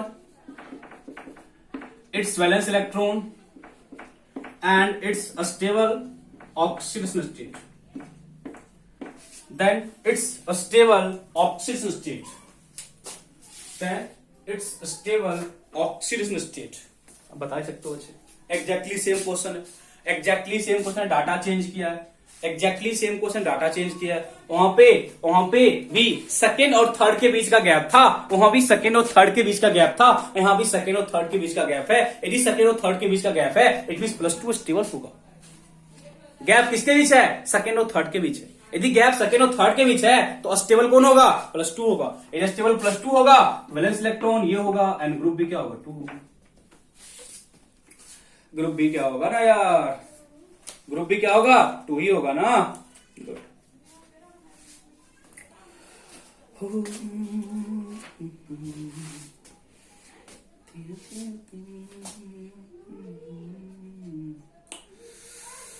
okay, और भी questions करें, करते हैं इसी पे। अब है ना, इसी वाले है ना, दो क्वेश्चन और इसके एप्लीकेशंस के, फिर हम आगे वाले एप्लीकेशन पे जाएंगे।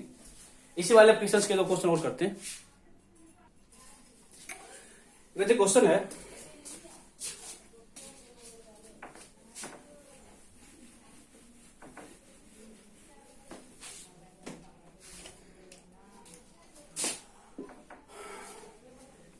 लार्ज डिफरेंस बिटवीन, क्वेश्चन है large difference between 4th and 5th ion energy, large difference between 4th and 5th ion energy, a large difference between 4th and 5th ion energy indicate that the presence of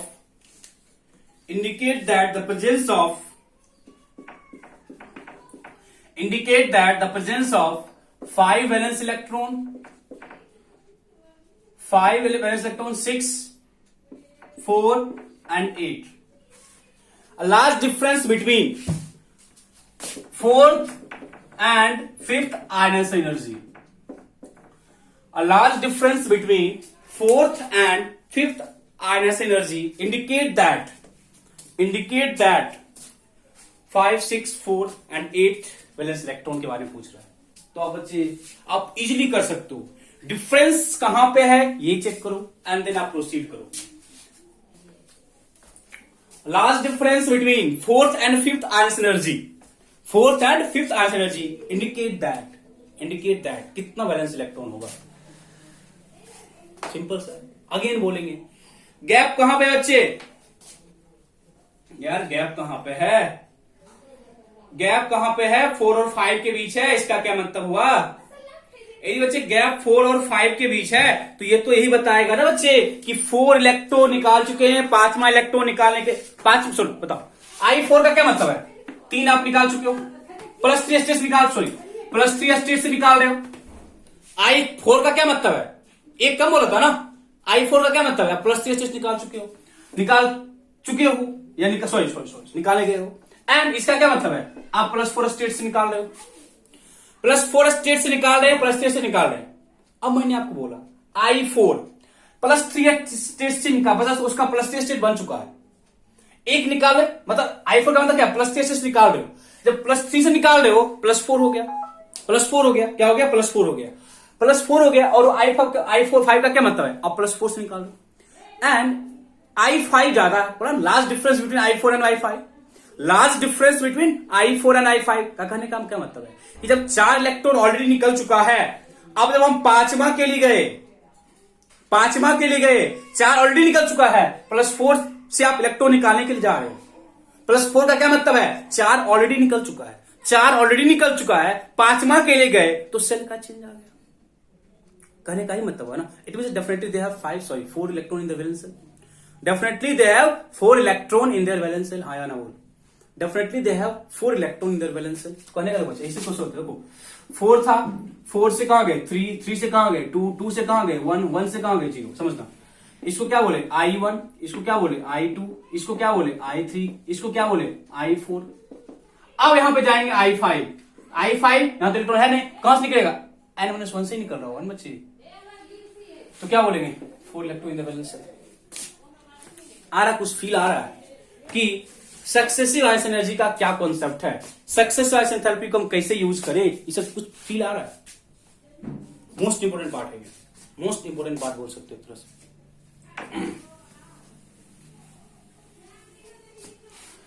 ठीक है, चलो बाद में करेंगे, पहले इसको question आगे पढ़ते, application second application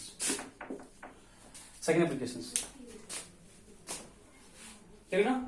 the value of ion energy, the value of ionization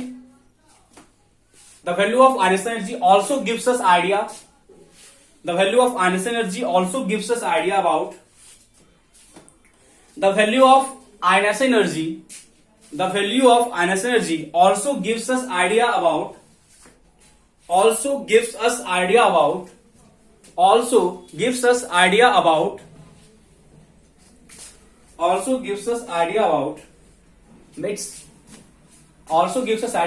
metallic character of metallic and non-metallic character, also gives us idea about metallic and non-metallic character of an element, also gives us idea about metallic and non-metallic character of an element, metallic and non-metallic character of an element।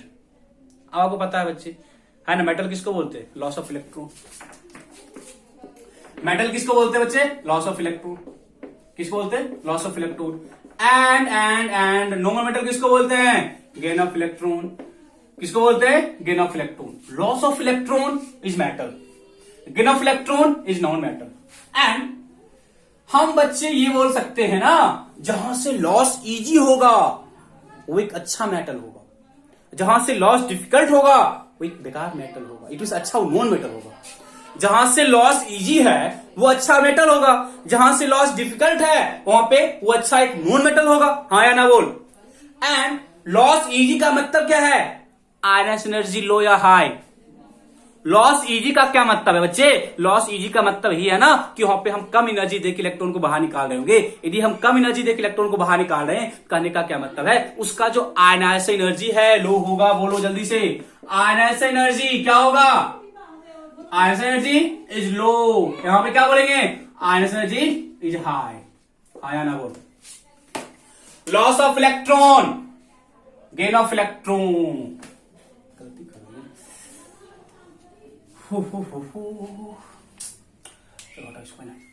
मैंने क्या बोला? Metal है, loss of electron है। Metal है, loss of electron है। ठीक है, metal क्या है? लॉस ऑफ इलेक्ट्रॉन है। नॉन क्या होता है? Gain of electron. क्या बोल दिया? Gain of electron. अब देख, यदि बच्चे लॉस ऑफ इलेक्ट्रॉन है, मेटल क्या है? लॉस ऑफ इलेक्ट्रॉन है, और मेटल क्या है? गेन ऑफ इलेक्ट्रॉन है। समझो। अब मैंने क्या बोला? मेटलिक कैरेक्टर ज्यादा हो, मेटलिक कैरेक्टर क्या हो? हाई हो। बच्चे मेटलिक कैरेक्टर हाई हो, इसका क्या मतलब है? तो बच्चे लॉस ऑफ इलेक्ट्रॉन इजी होगा, मस्ट बी इजी। बोलो हाँ या ना? यदि बच्चे मेटलिक कैरेक्टर हाई है, तो कहने का क्या मतलब है? कि वो जो एलिमेंट है ना, वो जो एलिमेंट है अपने इलेक्ट्रॉन को इजीली लॉस कर रहा होगा। हाँ या ना बोल? वो जो एलिमेंट है अपने वैलेंस इलेक्ट्रॉन को इजीली लॉस करा रहा होगा, अपने वैलेंस इलेक्ट्रॉन को इजीली लॉस करा रहा होगा। इसका मतलब क्या है? इसका मतलब यह है कि उस केस में जो उस वैलेंस इलेक्ट्रॉन पे जो न्यूक्लियस का फोर्स लग रहा होगा ना, वो वीक होगा। यदि न्यूक्लियस का फोर्स वीक है, कहने का क्या मतलब है? हाँ या जल्दी बोल। फोर्स वीक है, कहने का क्या मतलब है? आयनाइजेशन एनर्जी लो होगा। It means it has low ionization energy. हाँ या बोल। इट मींस जिस भी एलिमेंट का मेटेलिक कैरेक्टर ज्यादा है, जिस भी एलिमेंट का मेटेलिक कैरेक्टर ज्यादा है, उसको मैंने किससे रिप्रेजेंट किया? लॉस ऑफ इलेक्ट्रॉन से। इट मींस वहां पे लॉस ऑफ इलेक्ट्रॉन इजी हो। यदि बच्चे वहां पे लॉस ऑफ इलेक्ट्रॉन इजी है, कहने का क्या मतलब? आयनाइजेशन एनर्जी का वैल्यू लो होगा। It means lower value of ionization energy will be higher metallic character. Lower the value of ionization energy, higher the value of metallic character. Hence lower the value of ionization energy, higher will be metallic character.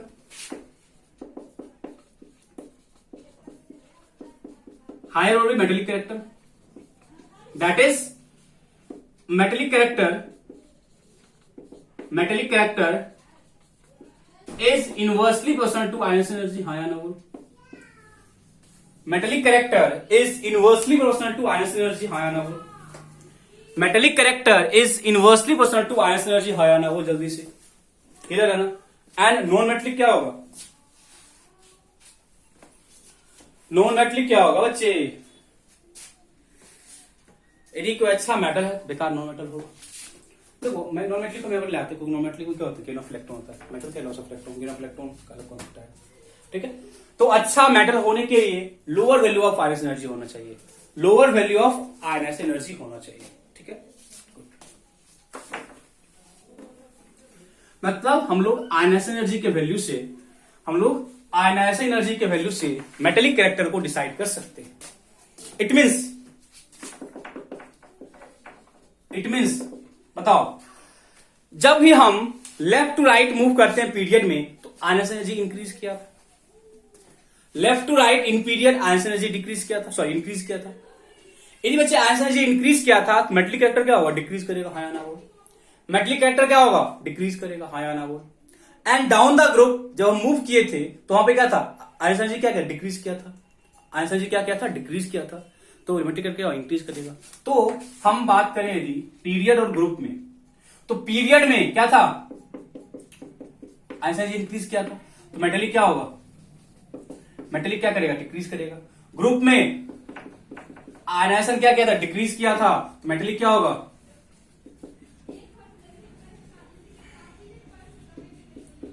Metallic क्या होगा? Increase करेगा। Metallic क्या होगा? Increase करेगा। इसलिए हम बोलते बच्चे, जो सीजियम है वो सबसे बेस्ट मेटल है, ये सबसे गुड मेटल है। इसके पास जो मेटेलिक कैरेक्टर है वो सबसे ज्यादा होता है, इसलिए बोलते हैं। बिकॉज सीजियम का जो आयसन थेरेपी है वो सबसे कम होता है। और जो बच्चे हेलोजेंस हैं, हेलोजेंस के पास जो मेटेलिक कैरेक्टर होता है वो सबसे कम होता है। जो लास्ट में हेलोजेंस ही आता है ना, जो हेलोजेंस है उसके पास जो मेटेलिक कैरेक्टर है वो सबसे कम होता है। ठीक है, और जो सीजियम है उसके पास जो मेटेलिक कैरेक्टर है वो सबसे ज्यादा होता है। इट मींस यदि आपको मेटलिक कैरेक्टर का ऑर्डर पूछा तो आप डायरेक्टली उसको आयनस एनर्जी से कंपेयर करके जा सकते हो। ठीक है, डायरेक्टली हम लोग उसको आयनस एनर्जी से ही कंपेयर करके जा सकते हैं, डजंट मैटर। ठीक है, एंड नेक्स्ट है second third application, basic nature of oxide, basic nature of metallic oxide. Basic nature of metallic oxide आप लोगों को पता है, आप लोगों को पता है कि metallic oxides are basic in nature, पता है ना बच्चे, metallic oxides are basic in nature, पता है। इट मींस जिस भी एलिमेंट का मेटेलिक कैरेक्टर ज्यादा होगा, जिस भी एलिमेंट का मेटेलिक कैरेक्टर ज्यादा होगा, उस एलिमेंट का जो बेसिक, उस एलिमेंट का जो ऑक्साइड होगा, उस एलिमेंट का जो ऑक्साइड होगा उसका बेसिक नेचर ज्यादा होगा। नहीं समझ रहे? मैं क्या सुनो, जिस एलिमेंट का मेटेलिक कैरेक्टर ज्यादा होगा, जिस एलिमेंट का मेटेलिक कैरेक्टर ज्यादा होगा, उस एलिमेंट के ऑक्साइड का बेसिक नेचर भी ज्यादा होगा। हाँ या ना? वो more metallic more basic of that oxide, more basic nature of that metallic oxide. हाँ या ना बोल, हाँ या ना बोल। इट मीन्स जो मेटेलिक कैरेक्टर का कॉन्सेप्ट था एग्जैक्टली वही कॉन्सेप्ट होगा basic nature of metallic oxide. It means metallic character भी आयनस एनर्जी के इनवर्सली प्रोपोर्शनल था, मेटेलिक कैरेक्टर भी आयनस एनर्जी के इनवर्सली प्रोपोर्शनल था, तो एग्जैक्टली हम क्या बोलेंगे, जो बेसिक नेचर ऑफ ऑक्साइड है वो भी आयनस एनर्जी के इनवर्सली होगा। कोई कॉन्सेप्ट यहां पर ज्यादा नहीं दिमाग लगा रहे, ज्यादा दिमाग में लगा रहे, तो हम सिंपली क्या बोलते हैं, basic nature of metallic oxide is inversely proportional to ions energy. बस काम खत्म। More metallic character, more will be basic nature of that oxide. More metallic character, लिख सकते हैं ना यार, more metallic character, more metallic character, more will be basic nature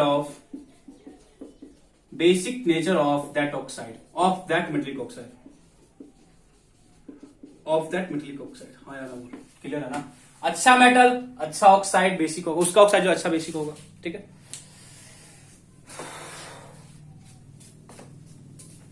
ठीक है।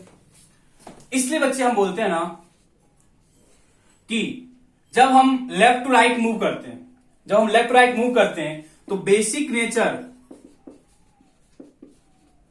ऑफ ऑक्साइड डिक्रीज करेगा and acidic nature of oxide, acidic nature of oxide क्या होता है, इंक्रीज करता है। पता है सबको?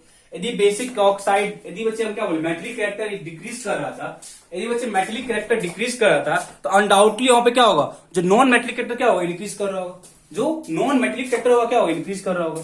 और डाउन द ग्रुप क्या बोलेंगे, बेसिक नेचर ऑफ ऑक्साइड क्या होगा, इंक्रीज करेगा। और ये बच्चे एसिडिक नेचर ऑफ ऑक्साइड है, एसिडिक नेचर ऑफ ऑक्साइड है, वो क्या करेगा, डिक्रीज करेगा।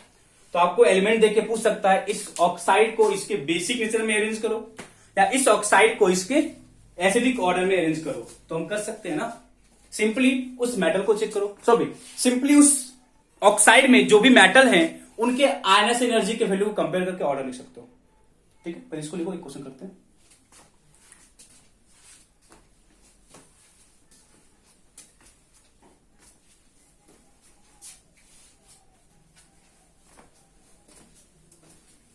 ठीक है,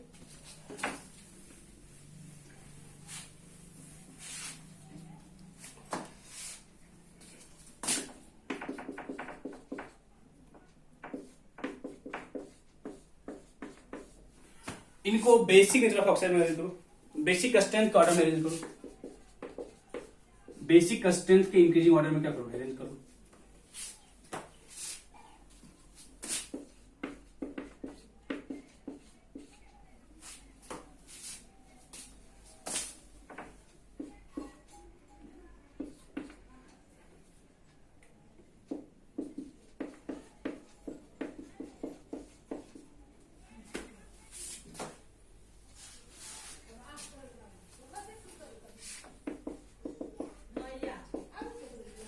फर्स्ट वाले को बेसिक नेचर ऑफ ऑक्साइड में कंपेयर, सब फर्स्ट वाले को बेसिक स्ट्रेंथ के ऑर्डर में अरेंज करो, इंक्रीजिंग बेसिक स्ट्रेंथ के ऑर्डर में अरेंज करो। फर्स्ट वाले को इंक्रीजिंग बेसिक स्ट्रेंथ के ऑर्डर में अरेंज करो एंड सेकेंड वाले को इंक्रीजिंग एसिडिक स्ट्रेंथ के ऑर्डर में अरेंज करो। सेकेंड वाले को इंक्रीजिंग एसिडिक स्ट्रेंथ के ऑर्डर में अरेंज करो। सेकेंड वाले को इंक्रीजिंग, देखो फिर से हम बस मेटल चेक करेंगे, सोडियम पोटेशियम सीजियम। यदि सोडियम पोटेशियम सीजियम है तो जिसके पास मेटलिक कैरेक्टर ज्यादा होगा वो एक अच्छा ऑक्साइड फॉर्म करेगा। किस तरह का? बेसिक नेचर का ऑक्साइड फॉर्म करेगा। ठीक है, तो ऑर्डर क्या होगा बच्चे, बिना किसी डाउट के? More metallic, more will be basic strength of that metallic oxide, more will be basic strength of that metallic oxide. Clear है? गुड।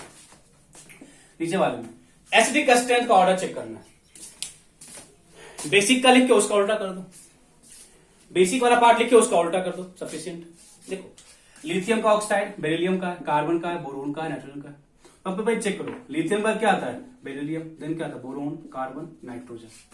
इधर मूव करने पे आयन एनर्जी क्या हो रहा है? इंक्रीज कर रहा है। यदि आयन से इंक्रीज करेगा तो जो बेसिक नेचर ऑफ ऑक्साइड है वो डिक्रीज करेगा। लिथियम टू नाइट्रोजन मूव करने पे जो बेसिक नेचर ऑफ ऑक्साइड है वो डिक्रीज कर रहा है, तो एसिडिक क्या होगा? इंक्रीज करेगा। इट मीन्स जो नाइट्रोजन के ऑक्साइड है, देन कार्बन का ऑक्साइड, देन बोरोन का ऑक्साइड, देन बेरिलियम का ऑक्साइड, देन लिथियम का ऑक्साइड। हमें डिक्रीजिंग ले दिया, कोई दिक्कत है डिक्रीजिंग करना। ये एसिडिक स्ट्रेंथ का डिक्रीजिंग ऑर्डर है। ठीक है, आप इंक्रीजिंग लिख सकते हो, कोई दिक्कत नहीं। ठीक, बोलो इन सारे एप्लीकेशन अभी तक डाउट है? इन सारे एप्लीकेशन में डाउट है अभी तक? नहीं ना?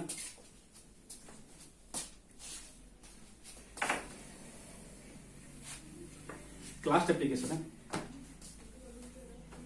एक लास्ट एप्लीकेशन है oxidizing tendency.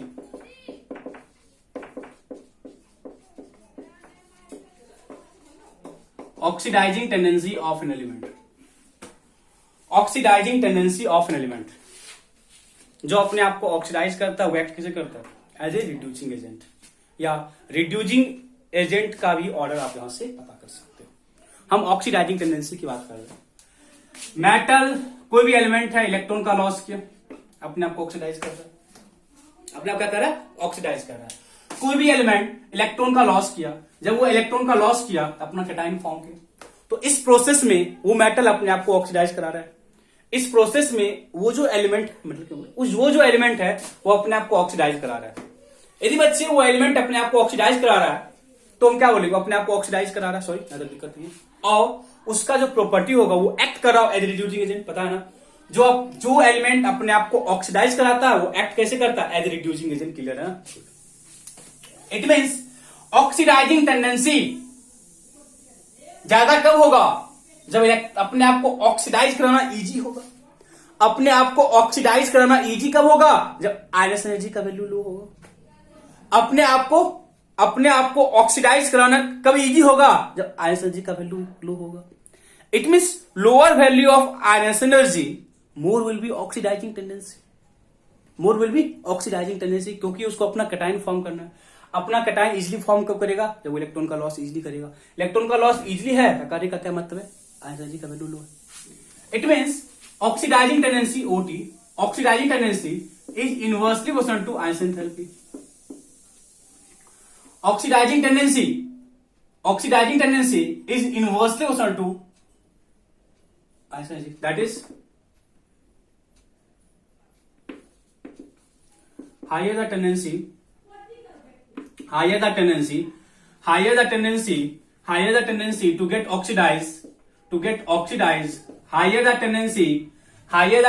to get oxidized, higher the tendency to get oxidized, lower will be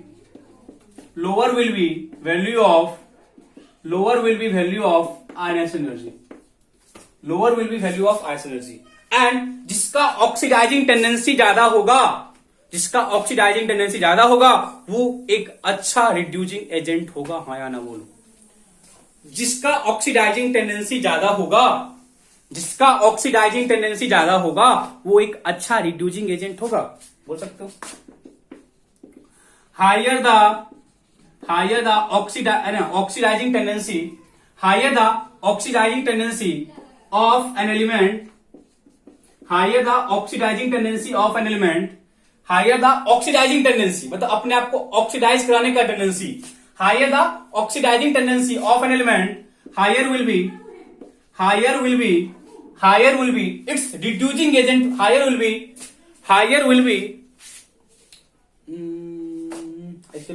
higher the oxidizing tendency of an element, higher will be its reducing power, higher will be its reducing agent power, higher will be its reducing agent power। कहने का क्या मतलब है, जिस element का oxidising tendency ज्यादा होगा वो एक अच्छा रिड्यूसिंग एजेंट होगा, a stronger will be reducing agent बोल सकते हो। Higher the oxidizing tendency of element, a stronger will be, ऐसे करो, higher the oxidizing tendency of an element, a stronger will be reducing agent, a stronger will be reducing agent. तो हम इस चीज का और भी अच्छी तरह से एप्लीकेशंस करते हैं जब हम लोग रेडॉक्स रिएक्शन या और भी अदर पार्ट्स करते हैं, या हम लोग क्या ना इलेक्ट्रोकेमिस्ट्री करते हैं +2 में, तो हाँ भाई इस सब कॉन्सेप्ट का यूज आता है। तो ऑक्सीडाइजिंग टेंडेंसी क्या बोले, ऑक्सीडाइजिंग टेंडेंसी क्या, अपने आप को ऑक्सीडाइज करना, जो अपने आप को इजिली करेगा ऑक्सीडाइज, उसका जो रिड्यूसिंग एजेंट पावर है वो पावरफुल होगा। जो इजिली किया ऑक्सीडाइज मतलब अपना कटायन फॉर्म क्या, इजी अपने आप को इजिली करा ऑक्सीडाइज, जो अपने आप को इजिली करेगा ऑक्सीडाइज उसका रिड्यूसिंग एजेंट पावर, तो वो खुद एक्ट करेगा, रिड्यूसिंग एजेंट तो अच्छा होगा। पता है metals are good reducing agent, पता है ना बच्चे, इस करके बोलते हैं therefore metals are good reducing agent, that is metals are good reducing agent because of this tendency, because बच्चे मेटल है ना, मेटल का जो आइसेंथैल्पी का वैल्यू होता है वो लो होता है। यदि मेटल्स का जो आइसेंथैल्पी का वैल्यू लो है इट मींस उसका जो ऑक्सीडाइजिंग टेंडेंसी होगा वो ज्यादा होगा। यदि उसका ऑक्सीडाइजिंग टेंडेंसी ज्यादा है तो उसका जो रिड्यूसिंग एजेंट पावर है वो ज्यादा होगा, उसका जो रिड्यूसिंग एजेंट बिहेवियर है वो क्या होगा, ज्यादा होगा। बच्चे अप टू दिस पॉइंट हम आइसेंथैल्पी को कंप्लीटली अच्छे तरीके से खत्म कर चुके हैं, हर एक पॉइंट्स को हम लोग कवर किए, ठीक है। तो अब इट्स योर ड्यूटी कि आप लोग क्वेश्चंस को लगाना स्टार्ट करो मॉड्यूल से, ठीक है। मॉड्यूल से अब बहुत सारे क्वेश्चंस बन जाएंगे मेरे को करने के लिए, तो आपको मॉड्यूल से क्वेश्चंस मिल जाएंगे प्रैक्टिस करने के लिए। ओके बच्चे, थैंक यू, मिलते हैं नेक्स्ट क्लास में with new concept that is electron gain enthalpy. तो एक मैं आपको अभी क्लियर करना चाहता हूं, साइज और एंथैल्पी पे यदि आपको बच्चे कमांड है तो एज सच जो आगे वाला पार्ट है they are not as such important, हम ना तो एक्सेप्शन आएगा, छोटा टॉपिक है, जल्दी से खत्म हो जाएगा। Okay, thank you, bye bye.